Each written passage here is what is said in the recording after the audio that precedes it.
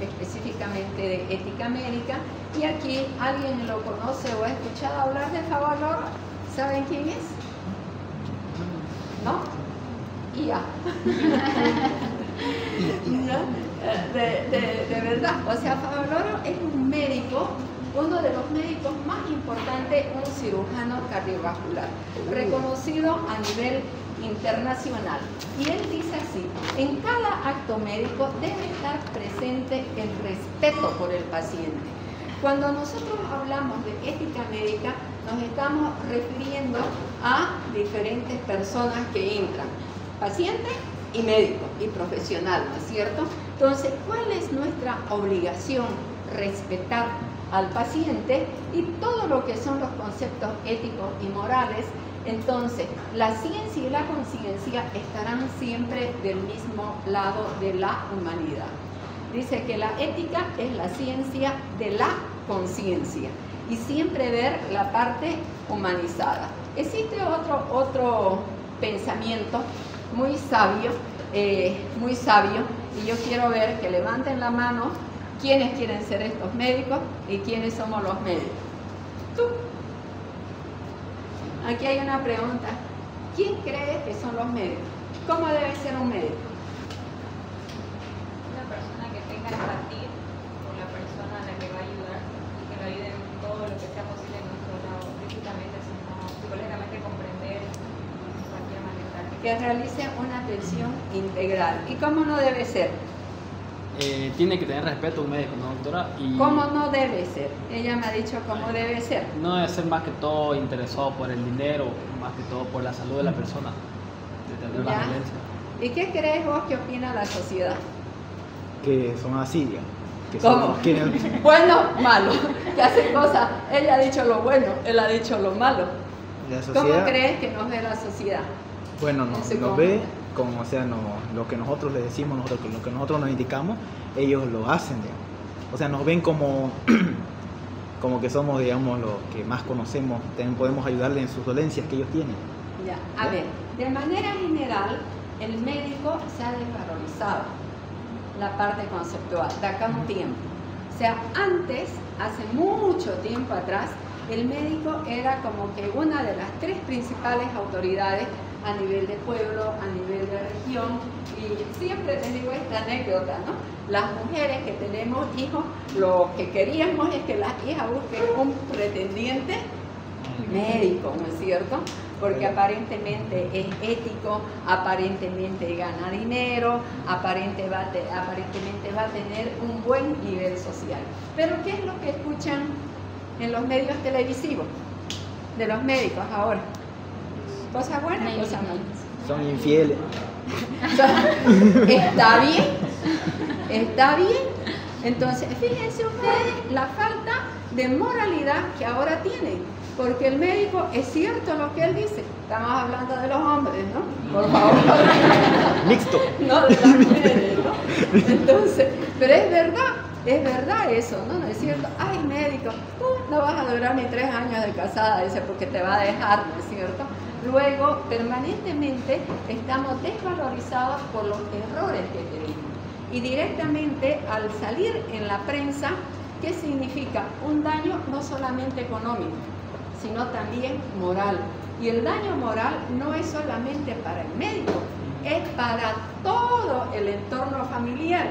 Y cuando el niño va a la escuela, pero si tu papá hizo tal cosa, y la prensa aquí es amarillista y juzga realmente sin saber los resultados. Y una vez dañado la imagen del médico, quedó dañado para siempre, porque los medios de prensa van a sacar lo malo. Y cuando ya se desmintió, de repente unas letras chiquitingas que ni los miran.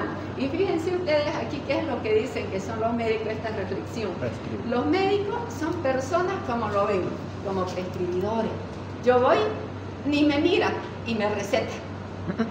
Ni me pregunta a veces cuándo empezó el dolor. Si no tiene dolor de cabeza, tome paracetamol. Entonces, que prescriben medicamentos que conocen poco, porque no saben ni qué es el paracetamol, no saben a veces si es antiespasmódico, si es un analgésico, si es un antiinflamatorio o si es un antibiótico. para curar enfermedades que conocen menos a personas de las que no conocen nada, porque no han tenido eso de sentarse con el paciente y decirle, señorita, buen día, ¿qué lo trae aquí? ¿Cuál es su nombre? ¿Qué edad tiene? ¿Cómo empezó? ¿Por qué vino? O sea, no preguntamos. Directamente paramos ya tan apresurado que directamente, ya que tiene dolor de garganta, abra la boca, ya, toma antibiótico, ¿no es cierto? Entonces, eso es lo que yo no quiero que ustedes sean. Eso es lo que nosotros deberíamos ponerle una cruz. Y deberíamos saber y tener los conocimientos, tanto semiológicos, ¿no es cierto?, como farmacológicos, para dar un tratamiento oportuno al paciente. El hablar de ética es revivir el pasado y entrar a la época de muchos siglos atrás, donde tenemos nosotros lo que es el padre de la medicina, el que nos ha dejado los primeros principios éticos del médico. Y aquí tenemos el juramento hipocrático, y aquí tenemos todo lo que es el juramento hipocrático que se debería jurar en cada acto de colación. Ahora hemos cambiado. Antes, por ejemplo, cuando yo salí, éramos pocos los médicos que salíamos y hacíamos un acto solemne, ¿no?, donde todos tomábamos el juramento hipocrático, nos los daban por escrito. Queremos volver a hacer eso. El año pasado estuve de viaje para la fiesta de y entregarle el juramento hipocrático y que ustedes lo lean y que de repente lo tengan en un cuadro y que todos los días se recuerden de ese gran día que probablemente sea en abril del próximo año, donde ustedes juren y se comprometan a cumplir lo que es el juramento hipocrático en toda su extensión. Ahora, si bien nosotros decimos, yo juro, y le preguntaba, ¿usted jura? El juramento hipocrático lo leen. El último año que yo asistí a la fiesta, le dimos a la graduación, le dimos en un sobrecito a cada uno de ustedes el juramento, ¿no es cierto? Entonces, pero no tomarlo como que si fuera uno más, ¿no? Porque a veces, qué sé yo, lo pilla ella a su cortejo con otro y el otro le dice, te juro por Dios que era mi prima, que no sé qué, ¿no? O sea, es levantar el nombre de Dios en vano. Aquí uno lo tiene que hacer con el corazón, con el alma, convencido de que eso es lo que nosotros debemos realizar. Y en lo que es, digamos, cómo vemos y cómo debe ser un profesional de la medicina, tenemos que saber a qué nos hemos metido. Alguien dice, no, a veces no hemos buscado sarna para rascarnos, pero nos rascamos con gusto, porque nos gusta, ¿no es cierto? Entonces tenemos que saber que esta profesión es exigente, lo sabemos, que no existe sábado, que no existe domingo, que no existe carnaval, que no existe el cumpleaños del hijo, porque en el momento que el paciente lo necesite, ustedes tienen que estar presentes. No hay, ustedes van a entrar al internado y se van a olvidar de que son estudiantes de la Gabriel, de que tienen ahí tienen que hacer el turno que les ha tocado sábado, domingo o el turno que sea, ¿no es cierto? Entonces, a veces nos exigimos más de lo que podemos, pero lo hacemos, y lo hacemos con gusto, y lo hacemos con amor, lo hacemos con pasión. Y cuando uno sale de un turno y ha resuelto un problema, llega a la casa y dice, ¿saben qué? Me llegó un paciente que estaba choqueado, un niño que estaba choqueado, pero salió. O sea, el orgullo de decirle a nuestra familia, yo implícitamente salvé una vida, ¿ya? Entonces, eso es lo principal. Luego, pensamos nosotros, desde la época del estudiantado, que aquí, ¿cuál es el objetivo de la asignatura de pediatría? La verdad, aprender. Debería ser aprender, pero la verdad de la verdad es pasar la materia, ¿no? O sea, a como dé lugar, no importa si copian, si me pasan el examen, la cosa es que yo quiero pasar pediatría. Y no, lo que él dice es cierto. Nuestro objetivo debería ser pasar la materia, pero con conocimientos. ¿No es cierto? Eso debería ser el objetivo. Y para tener los conocimientos, ¿qué tenemos que hacer? Leer, estudiar, reforzar lo que nos están diciendo en clases, ¿no es cierto? Buscar más información, como les he dicho. Oye, que está mi grupo lleno. ¿Quiénes son mis estudiantes? Levanten la mano. También tengo oyentes, les cuento. ¿Quiénes no son de este grupo? No me molesta. No me molesta. De verdad que no me molesta. Como le he dicho a una niña y le agradezco que haya sido así tan respetuosa de decirme, doctora, no soy del grupo, quiero ser oyente. ¿Cómo no me va a alegrar? ¿Cómo le voy a decir, sálgase? Le voy a decir, vengan todos los que quieren escuchar, así estén con otro docente. Porque de repente aquí van a aprender un poquito menos o un poquito más que lo del otro docente, pero por lo menos tienen la intencionalidad de venir a aprender lo bueno o lo malo, ¿no es cierto? Entonces, esto de acá, todos los días, leer y estudiar y renovar conocimiento. La otra situación muy estresante es que permanentemente, cuando ustedes entren al internado, cuando ustedes ya sean médicos profesionales, van a tener lo que es el estrés emocional.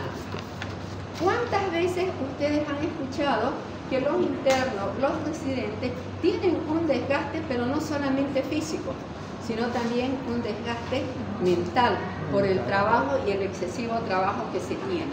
Y en eso, por ejemplo, el médico, aparte de las otras profesiones, y no es que seamos mejores que las otras profesiones, somos muchísimo mejores, todos somos iguales, ¿ya? Pero, ¿qué es lo que pasa?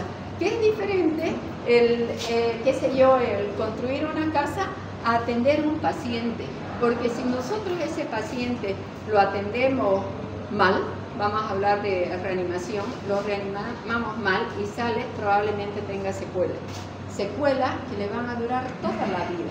El cargo de conciencia para nosotros es grande.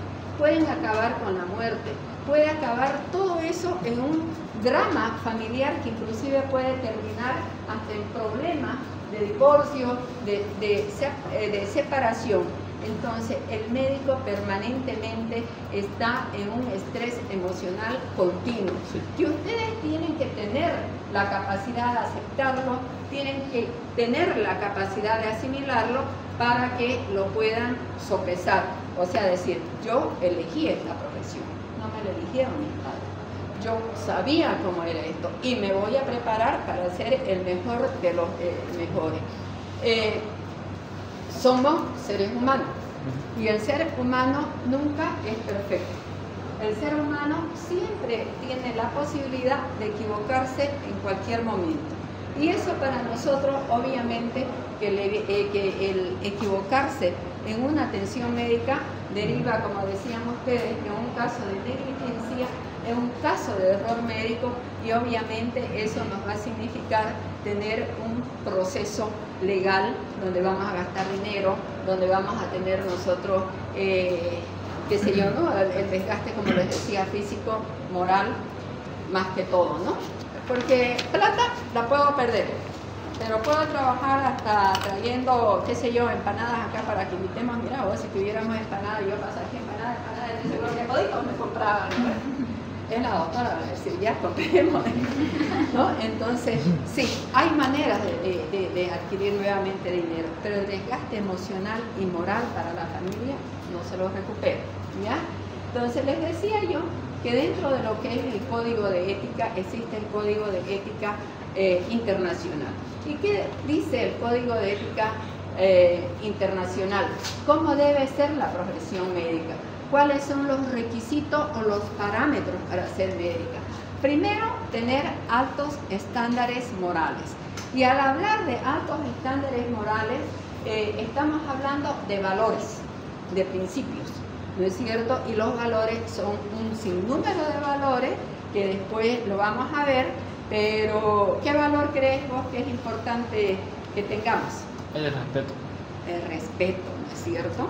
Entonces, dentro de los muchos que tenemos. El conjunto de conocimiento que ya lo hemos hablado, la experiencia.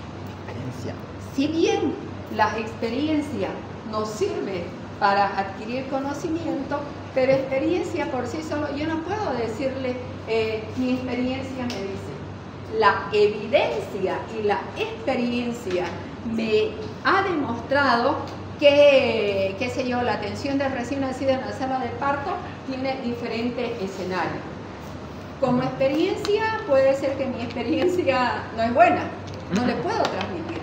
Les puedo transmitir a ustedes las dos cosas juntas, evidencia y experiencia, ¿no? Y ahora se habla de medicina en base a la evidencia.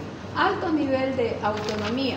Cuando hablamos acá de nivel de autonomía, estamos hablando del médico, porque cuando hablemos nosotros de principios de ética médica, vamos a hablar de autonomía, que es uno de los principios, pero es en relación al paciente.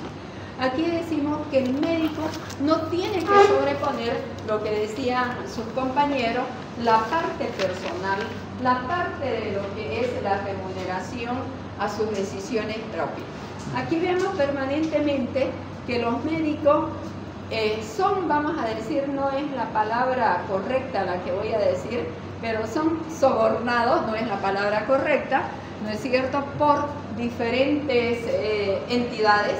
Ya, les vuelvo a repetir, no es la palabra correcta sobornado, pero van y le dicen, mire doctor, aquí le traigo mis hojas de laboratorio, su laboratorio me lo va a dirigir todo y va a tener tanto porcentaje o lo voy a mandar a tanto, y ahí cometemos el error de pedir todos los laboratorios que necesita el paciente y que no necesita el paciente.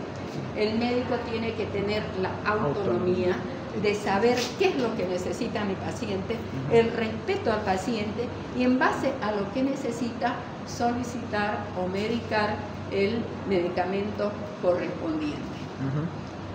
¿Qué es lo que nosotros queremos con esto? Procurar el bienestar. El objetivo es el bienestar tanto del paciente como de la sociedad. Y obviamente para procurar todo esto, todos estos valores lo tenemos que tener. Gratitud. ¿Quién me puede decir qué es gratitud? ¿Quién se anima? Pues.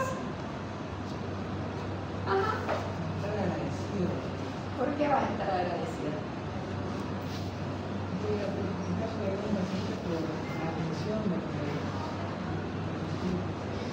¿Qué opinas, Jonathan? Siempre agradecemos, ¿no? Sí. Es una virtud, es un valor. De reconocer. De reconocer la ayuda que nos dan, no solamente en la parte médica. ¿Ustedes con quién tienen que tener gratitud? Con la familia, con los docentes. Con los padres, porque están aquí gracias a los padres. ¿Con quién tienen que tener gratitud? Con los docentes, porque el docente hace lo posible y lo imposible para transmitirle sus conocimientos. ¿No es cierto? Gratitud es un reconocimiento a las cosas buenas que nos suceden en la vida y a las personas que nos dan la oportunidad de que podamos crecer. Respeto, honestidad. ¿Cuánto hemos perdido la honestidad en el mundo? ¿Cuánto escuchamos nosotros de corrupción a nivel de todos los lugares?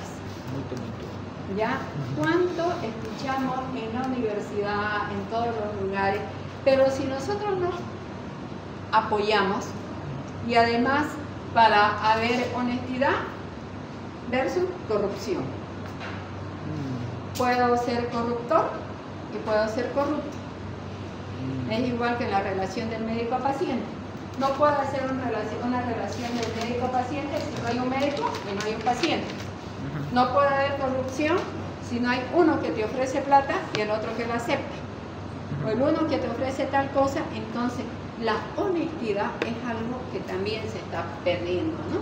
Sí. La laboriosidad. A veces nos cansamos. Es el decir yo puedo. Es el decirse no me voy a rendir. Yo voy a seguir buscando mis objetivos. Voy a seguir luchando por lo que yo quiero. Entonces es, ¿cómo es el dicho? ¿Quién se rinde? ¿Quién se cansa? Entonces aquí nadie se tiene que rendir, nadie se tiene que cansar. Les va a costar a algunos más que otros, pero si su objetivo es salir médico, lo van a conseguir. todo a su tiempo. Positivismo, humildad, lealtad. Muchas de las veces somos negativos.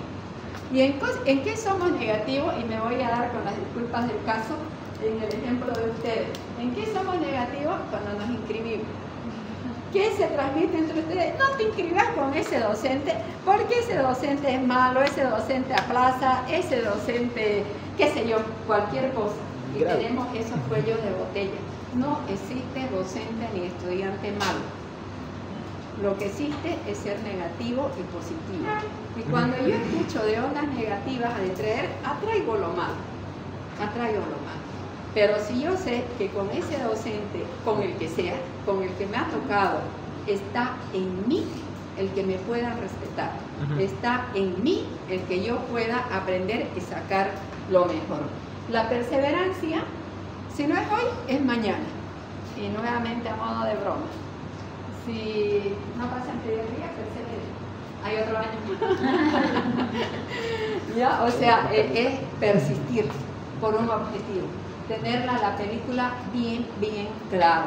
Entonces, le fue, como les he explicado el primer día, el primer parcial un poquito mal, porque es el más complejo, perseveren. El segundo les va a ir mejor. Y el tercero mucho mejor, porque ya les he explicado cómo es, ¿no es cierto? Conclusión, pediatría vencida.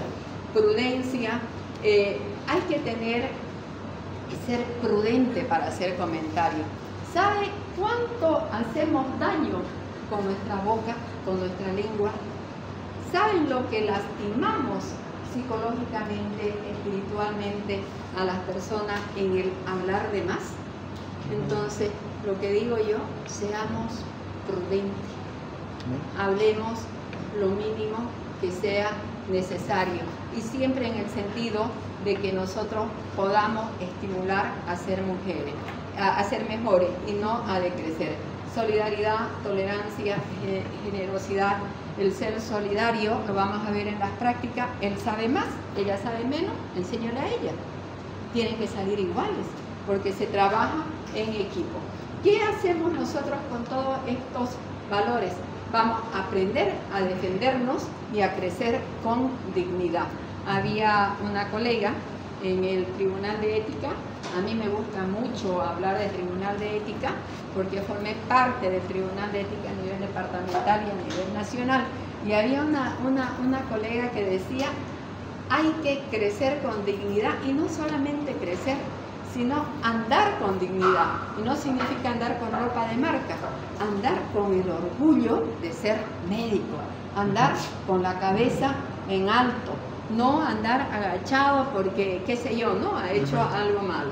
Y aquí tenemos nosotros algo que también que lo debemos ver, los valores y la ética son importantes en el lugar de trabajo para ayudar a mantener el orden, garantizar que una institución o empresa funcione sin problemas. No solamente hay la ética médica, hay la ética individual, hay la ética, y aquí estamos hablando de la ética organizacional. Entonces, ética viene de una palabra griega que significa ethos, y ethos es igual a costumbre. ¿Cómo la podemos definir nosotros a la ética en general? Que es lo mismo la ética médica, que la vamos a ver después. Primero, es una disciplina de la filosofía griega que viene de nuestro padre de la medicina, Hipócrates, que lo que hace es ver el acto o el comportamiento de los médicos, en el caso de la ética médica. En el caso de la ética general, en la ética del estudiante es evaluar y ver el comportamiento del estudiante. En el caso del individuo, el evaluar los actos, comportamiento y moral. Y obviamente estos actos van a ser calificados como malos o buenos. Y eso es lo que nosotros vamos a ver y vamos a decir, ah, no, este es malo, ah, no, este es bueno. ¿No es cierto? Se comporta dentro de los principios. Este chico lo han educado, este profesional, decimos muchos, que viene desde la casa. ¿Ya? Es cierto. Los primeros principios lo van a dar en su casa.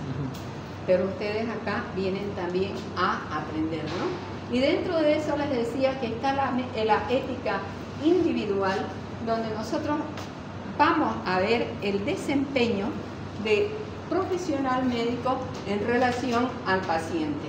La ética médica social, lo mismo, el comportamiento en relación a la sociedad. Entonces, de cierta manera decimos que la ética médica en pediatría viene a ser en los mismos, pero relacionado con la atención de los niños. Ya estamos poniéndonos objetivamente, estamos hablando de pediatría. Entonces, en el conjunto de principios y comportamientos que rigen la atención a los niños. Ahora, los niños tienen una particularidad. Generalmente las personas mayores, ya lo hemos hablado, van cuando están enfermos. El niño es el que va cuando está sano y cuando está enfermo, para ver lo que es el crecimiento y el desarrollo neuropsicomotor, para ver cómo va creciendo, cómo se va alimentando. Entonces, ¿qué es lo que hacemos nosotros? Indicarle a la madre de la mejor manera el cómo puede tener un niño saludable, tratando de utilizar métodos preventivos para evitar las enfermedades prevalentes. Entonces, tenemos nosotros que ver la protección de las necesidades y deseos de los niños y su familia. La ética en pediatría es fundamental para brindar una atención de calidad y calidez a los niños, ¿ya? Pero hay algo muy especial, que también lo debemos saber, que ya les dije en la primera clase. El atender al niño es atender a su entorno. El atender al paciente, adulto competente, es al paciente. Pero aquí al niño, atendemos al niño y a la familia, ¿no es cierto?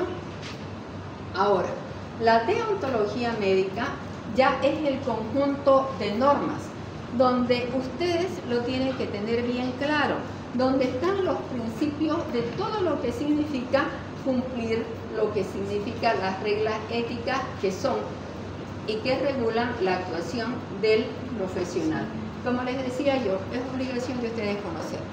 Debería ser obligación, no sé si lo hacen en el colegio médico, en el momento que se inscriban, que le den el estatuto del colegio médico, para que ustedes conozcan todos estos términos que estaba hablando. Y obviamente debemos acatarlo y cumplirlo. El no acatarlo, el no cumplirlo es vulnerar todo lo que son los principios éticos y pueden ser sometidos a proceso, a un proceso ético. Existe un tribunal a nivel departamental y al haber sido sometido a un proceso hay sanciones. Y las sanciones van de diferentes maneras, desde la suspensión temporal hasta llamada de atención verbal o hasta la suspensión definitiva de la carrera. La bioética deriva de una palabra griega, bios, vida, y etos, comportamiento y costumbre. Entonces, aquí estudia la relación entre la vida y los principios de la conducta humana. Todo esto de acá, lo que estamos hablando nosotros de la bioética, ya en el término más que todo de investigación con el ser humano. Y aquí tenemos todo lo que han ido apareciendo, los diferentes códigos de ética en lo general. Y tenemos el código de Nuremberg y la declaración de Helsinki, que siempre lo van a escuchar. ¿Qué significa el código de Nuremberg, que empezó en el 1947? ¿Cómo nació el código? ¿De dónde se originó? Entonces, este código de Nuremberg fue en base a una respuesta a todas las atrocidades que se cometían en la Segunda Guerra Mundial. Estamos hablando nosotros de un régimen nazi que no le preguntaban al paciente si quería o no quería entrar a un estudio de investigación, simplemente lo metían, ¿no es cierto? Y lo metían sin saber si le iban a hacer el bien o si le iban a hacer el mal, ¿no? Entonces, este código de Nuremberg establece principios éticos para la investigación con seres humanos. Ya lo vamos a ver ahora, por ejemplo, hablar de un trabajo de investigación, primero tiene que tener una aprobación del código de ética. Primero tiene que tener el consentimiento informado de la persona que va a ser sometida a la investigación, ¿no? Ese consentimiento tiene que ser voluntario. ¿Quién va a dar el consentimiento? El paciente. ¿Quién lo va a informar? El médico. Y tiene que informarle con amplitud, en las palabras que el paciente lo entienda. y que el paciente tiene que ser competente para aceptar o no aceptar. No tiene un consentimiento informado, no puede entrar, ni puede recibir ningún tipo de tratamiento. Y la declaración de Helsinki es de la Asociación, dio el origen, o la Asociación Médica Mundial, establece el bienestar del paciente, y lo que les decía yo, que todo protocolo de investigación donde se investigue cualquier cosa de la que ustedes quieran hacer un trabajo de investigación, tiene que haber pasado por el comité de ética, y el consentimiento informado tiene que estar escrito. Ahora, nuestra declaración de principio, nuestro código de ética de nosotros, ¿qué es lo que dice? Los médicos bolivianos, en concordancia y cumplimiento de los preceptos éticos y ontológicos contenidos en el presente código, declaramos ser continuadores de la filosofía y pensamiento hipocrático, adhiriéndonos a sus postulados y recomendaciones éticas en el ejercicio de la profesión médica. Volvemos a decir, la Biblia, la responsabilidad, el actuar de todos ustedes tiene que estar enmarcado en lo que es el código de ética. Ser idóneos en el ejercicio de la profesión, y por ello ejercerlo con humanismo, conocimiento, competencia, responsabilidad y amor al principio. Y aquí viene ya lo más importante. ¿Cuáles son los principios éticos? ¿Ya? Tenemos 4 principios, y los 4 lo tiene que cumplir. Si no los cumple uno, está vulnerando el estatuto. El 1 es el de beneficencia. El beneficencia es actuar de manera oportuna y eficaz para buscar y solucionar los problemas del paciente. No maleficencia, no hacer daño. Autonomía es el reconocimiento pleno a los derechos que tiene todo ser humano. Y justicia, ¿no? Para evitar los cargos penales. Ahora, cuando nosotros hablamos de autonomía, hemos dicho que se basa más que todo en lo que es el consentimiento informado. Ahora, ¿cómo nosotros vemos en el aspecto pediátrico la parte ética? Decimos, ¿será que el paciente beneficencia sí, no maleficencia, esto lo tiene que tener el médico? ¿Y aquí qué dije yo, la autonomía? Consentimiento informado. ¿Quién tiene que definir en la autonomía? El paciente. ¿A través de qué? Un consentimiento informado. Y para hacer ese consentimiento informado, ¿qué característica tiene que tener el paciente? Estar apto. Estar apto, ser competente. ¿Y un niño es competente para decir quiero o no quiero? No. No es cierto. Entonces nosotros lo que decimos que en esto de la autonomía, ese consentimiento, ese permiso, ese asentimiento está delegado, porque el niño no tiene la competencia de decidir legalmente. ¿A quién lo delegamos? Al tutor o a la familia, ¿no es cierto? Y lo demás obviamente vienen a ser los mismos. Entonces, volvemos. Primer concepto, beneficencia. Aplicar en forma idónea, oportuna y eficiente los conocimientos y recursos de la ciencia. Aquí, ¿qué tenemos que hacer? Aprender todo lo que hemos, o aplicar, mejor dicho, todo lo que hemos aprendido, ¿no es cierto? Nuestros conocimientos semiológicos, para darle la oportunidad a que reciba un tratamiento oportuno y adecuado.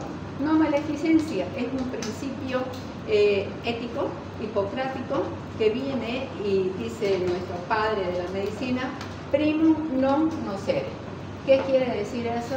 No hacer daño, no causar daño al paciente, evitarle el sufrimiento en todo acto médico que vamos a realizar, tanto que sean quirúrgicas o clínicas. Por ejemplo, viene un paciente con una herida y la tienen que suturar. ¿Es correcto hacer una sutura sin anestesia? No es cierto. Entonces tenemos que saber que todo acto, todo procedimiento que realicemos, lo primero que tenemos que pensar es en primum non nocere, no causar daños al paciente, evitar el sufrimiento del paciente. La autonomía ya lo hemos dicho, es respetar la decisión del paciente y obviamente es otro valor que nosotros debemos valorarlo y hacerlo, como le hemos dicho, con el consentimiento informado.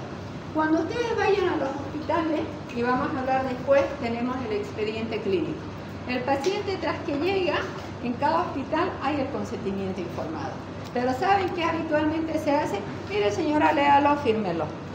No tenemos la capacidad ni la voluntad de explicarle qué es el consentimiento informado.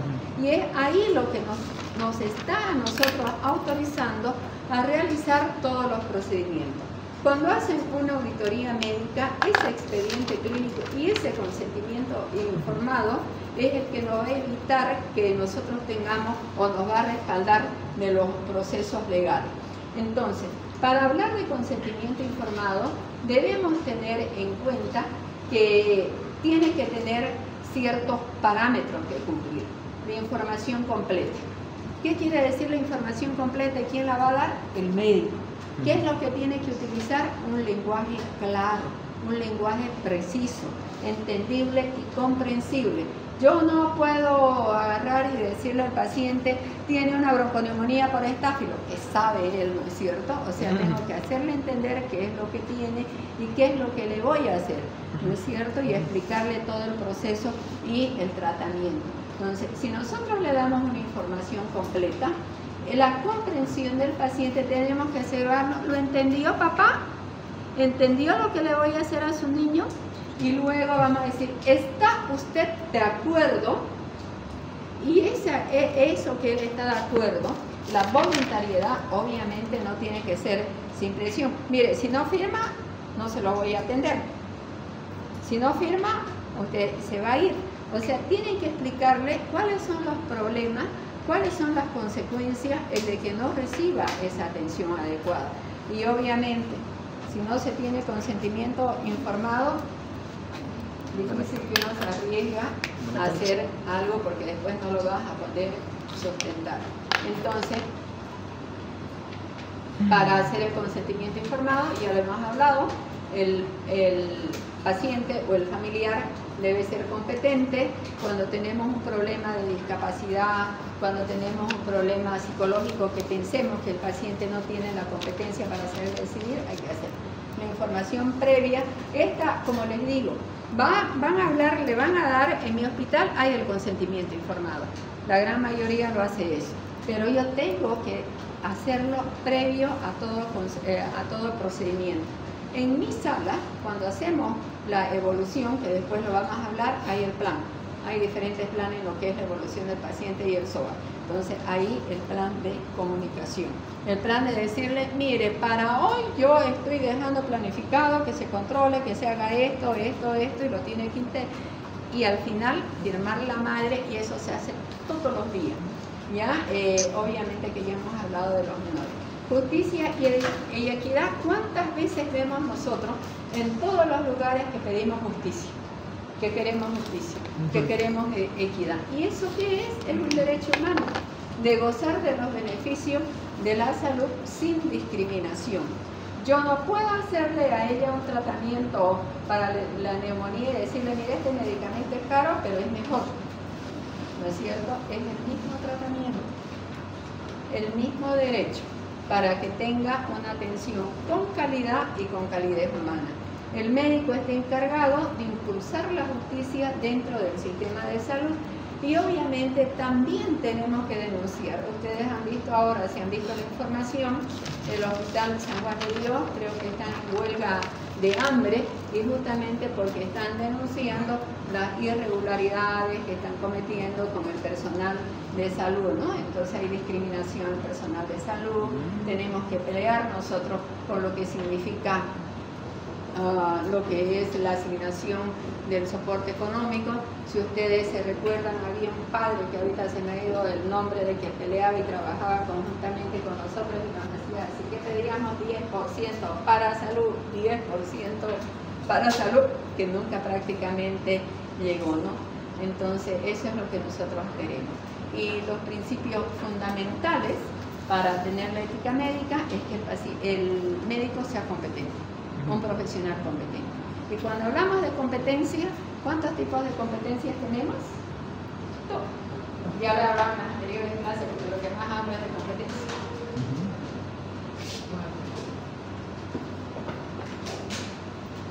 Estamos hablando nosotros de que yo quiero que ustedes sean médicos competentes. Competencia. ¿Qué? ¿Quién sabe? Se va a un punto. Levanten la mano. Ahí está. En la atención al paciente. Son 3 competencias. Ah, ya. Conocimientos, habilidades y destreza y actitudinales. Son las 3 competencias que nosotros estamos queriendo que ustedes saben. ¿Cómo van a tener los conocimientos? En las clases. Y luego las van a profundizar. ¿Cómo van a tener las competencias, habilidades y destreza? En las prácticas. Van a tener habilidades técnicas y no técnicas. Y las actitudinales, lo que estamos hablando, el comportamiento, ¿no es cierto? Honestidad con los pacientes, hablarle claro. Generalmente van a un cirujano plástico, voy a dar ejemplos así que se me ocurren de una otra hora. A ver, mírame, ¿sabes qué? Vas a salir como de 15, ¿no ves? No te preocupes, pero no le hablan de los riesgos, no le dicen. Entonces, honestidad es decirle, sí, vas a mejorar, pero existe el riesgo de que te pueda hacer un hematoma, de que, qué sé yo, la sutura se te puede tener de licencia de sutura. Uno tiene que ser honesto y siempre hablar lo bueno y las complicaciones que puede tener. Confidencialidad del paciente. ¿Cuántas veces nosotros escuchamos, y yo lo he escuchado a nivel de autoridades nacionales, que dicen, este tiene tuberculosis? Eso es confidencial. Nosotros no podemos andar divulgando que si tiene tuberculosis, que si tiene una enfermedad infecto-contagiosa para que luego sea discriminado. Entonces, lo que viene y le confía es un secreto profesional que no debería salir de ustedes. Tener las relaciones apropiadas con el paciente, y ahí vienen las relaciones inapropiadas que él decía, ¿no es cierto?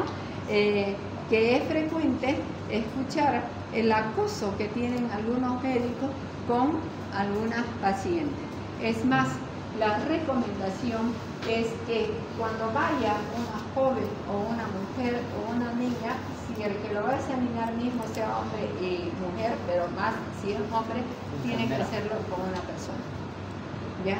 Porque lo podemos tergiversar y, como les digo, ¿no? Además el tema después de extorsionar, dicen, no, me tocó, qué sé yo, ¿no? Cualquier cosa, entonces ustedes, y hay denuncia, entonces ustedes asegúrense.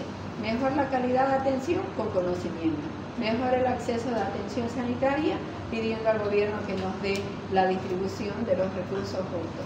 Conocimiento científico, capacitar. Mantener la confianza de los intereses, lo que hablamos antes, y la responsabilidad de los profesionales. ¿Qué tipo de relación puede existir entre la relación médico-paciente? Puede ser un médico paternalista. Cuando hablamos pareciera o no, es, ay, parece mi papá, ¿no? Paternalista. Pero este concepto viola el derecho del padre. Porque ahí dice, como padre, mira, yo te voy a hacer esto y esto, y no le da la opción a que el paciente decida. Entonces está violando un precepto ético que es el del consentimiento informado. Y de repente yo, de buena fe, por intentar hacerlo de la mejor manera posible, yo voy a decidir por él. El médico no es el padre, ni tampoco es el hijo. El médico es una persona que está capacitado para darle una atención adecuada. Otra vez la relación es autónoma, solamente mira y le dice, hace esto, sin explicarle qué es lo bueno y qué es lo malo. Es como ir a mirar un concierto y quedarse ahí parado, ¿no? Sin disfrutarlo el concierto. Responsable, y aquí queremos hablar de responsabilidad. En una relación de médico-paciente hay dos personas, el médico y el paciente. ¿Qué tiene que hacer el médico? Informarle al paciente. ¿Y qué tiene que hacer el paciente? Comprometerse a aceptar primero lo que dice el médico y a cumplirlo, ¿no es cierto? Entonces, dentro de lo que es la obligación ética, tenemos el consentimiento informado y lo que ya hemos hablado, el secreto profesional. En el contexto de bioético, que son los mismos principios, tenemos tres actores. ¿Cuál debe cumplir beneficencia? El principio, el médico. De autonomía, el paciente. Y de justicia, la sociedad, ¿no es cierto? Entonces, en pediatría, ¿quién es el paciente? En binomio, niño y familia, ya no solamente paciente. Y aquí, bueno, ya tenemos todo lo que son realmente los principios, los códigos. Nuestro próximo tema que deberíamos avanzar en la próxima clase es historia clínica y lo que es el expediente clínico, que vamos a ir avanzando de a poquito. El expediente clínico es otra normativa nacional, que la vamos a ir viendo ahorita, ¿ya? Y estos son dos casos clínicos, le sacan una foto y la próxima clase, al azar digo, hágame la respuesta. ¿Hay alguna duda? Sobre video. ¿Puedo decirle, párense y júrenme que ustedes van a ser éticos? ¿Todito? Sí, obviamente. A ver. Muy bien, me gusta la actitud. ¿Ya? Ya estamos. Sí. Ya se lo sacan y lo pasan, ¿ya? Hay tiempo. Hay tiempo. 30 minutos. Vamos a pasar un poquito hasta dónde nos da Historia de lo clínica. que es el expediente clínico. Tema 4 y 5. Mira, ya vi, estoy muy apretado ahora. ¿Quién sabe esto? ¿Quién tiene competencia?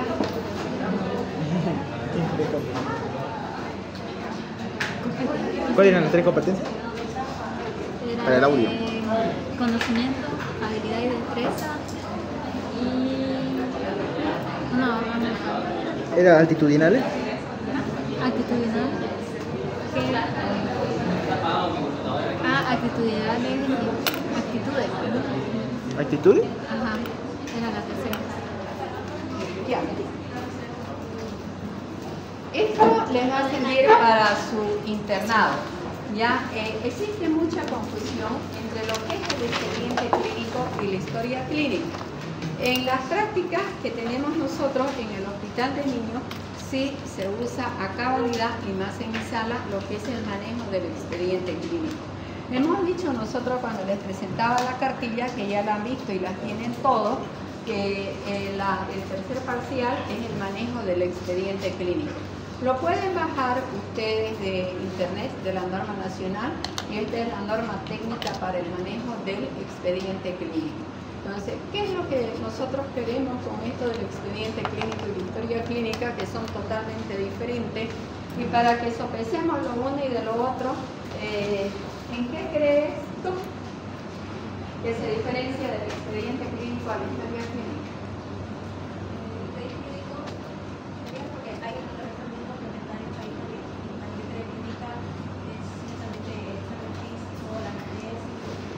Ya, de manera general que lo vamos a ir viendo, pero para que tengan noción, hasta en los mismos médicos nos confundimos.